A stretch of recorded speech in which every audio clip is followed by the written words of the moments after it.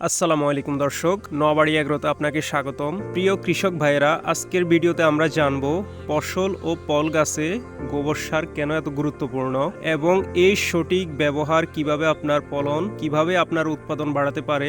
গরুর গোবর থেকে তৈরি এই প্রাকৃতিক সার মাটির জন্য একদম নিরাপদ ও পরিবেশ বান্ধব। এটি শত শত বছর ধরে কৃষিতে ব্যবহার হয়ে আসছে। গোবর সারের বিভিন্ন রকম উপকারিতা রয়েছে। এটি মাটির উর্বরতা বৃদ্ধি করে, গাছের বৃদ্ধি দ্রুত করে, মাটিতে পানি ধরে রাখার ক্ষমতা বাড়ায়, রাসায়নিক সারের ক্ষতি কমায়। তো এটা ব্যবহারের নিয়ম হচ্ছে, আপনি যদি ফল গাছে ব্যবহার করেন তাহলে 1 থেকে 2 ফিট দূরত্বে মাটি কুপিয়ে প্রতি গাছের গোড়ায় আপনি 5 থেকে 10 কেজি গোবর সার ব্যবহার করতে পারেন।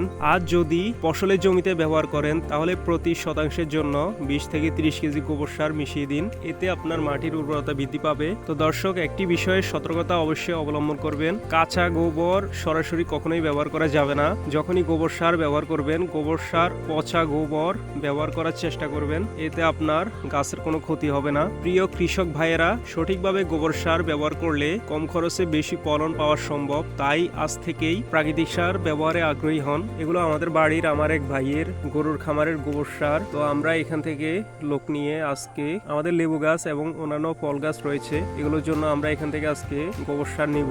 এবং আমাদের ভেড়িতে যে মাছ চাষ করার জন্য আমি উদ্যোগ নিয়েছি, ওখানে আমি চুন দিব। চুন দেওয়ার পরে আমি কাঁচা গোবর এবং সার একসাথে মিক্স করে এগুলো পচিয়ে তারপর আমি আমার মাছের ভেড়িতে প্রয়োগ করব। তো এতে আমার মাছের ভেড়িতে ফাইটোপ্লাঙ্কটন এবং জুওপ্লাঙ্কটন দুটোই প্রাকৃতিক খাদ্য, এগুলো মাছের জন্য অত্যন্ত উপকারী। তো এগুলো তৈরি হবে। তো ধাপে ধাপে আপনাদেরকে প্রত্যেকটির ভিডিও দেব ইনশাল্লাহ। তো দর্শক, ভিডিওটি ভালো লাগলে লাইক, কমেন্ট ও শেয়ার করতে ভুলবেন না। আর নতুন নতুন কৃষি টিপস পেতে আমাদের চ্যানেলটি অবশ্যই সাবস্ক্রাইব করবেন। ধন্যবাদ সবাইকে।